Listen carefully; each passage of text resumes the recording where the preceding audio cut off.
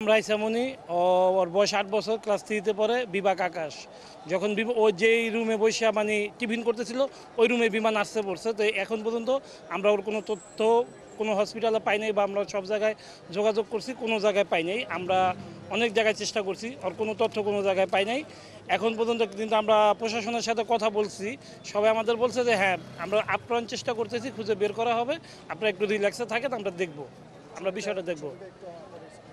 ঠিক আছে। এই যে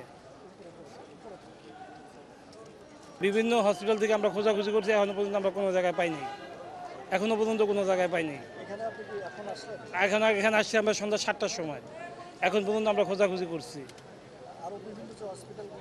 হ্যাঁ হ্যাঁ, others Dhaka medical, burn unit, তারপর আপনার যে সিএমএইচ, সব জায়গায় যোগাযোগ করছি। এখন আমাদের একজনে বললো যে উত্তরা একটা হসপিটালে 14টা রুগী ভর্তি হয়েছে, ওইখানে যা দেখতে।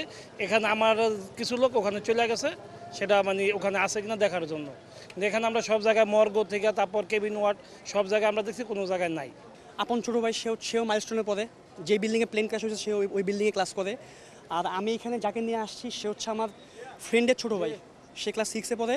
সে হচ্ছে আজকে পুড়ে গেছে আর কি, 90% বার্ন হয়ে গেছে। তো সে একটু আগে মারা গেছে আর কি। তো তাকে নিয়ে আজকে আমি মিললে আসছিলাম।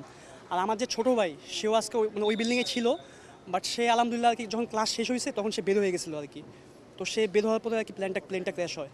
তো আমার ছোটো ভাইয়ের সাথে অলরেডি আমার ছোটো ভাইয়ের সেকশন যে সেকশনে ছিল অলরেডি ওই সেকশনে হচ্ছে 4-5 জন মারা গেছে অলরেডি, তার ফ্রেন্ড। আর এখন আমি হ্যাঁ না না না আমরা ডিরেক্ট হচ্ছে উত্তরা থেকে নিয়ে আসছি। হ্যাঁ হ্যাঁ, আমরা একবারে কলেজের ভিতর থেকে নিয়ে আসছি।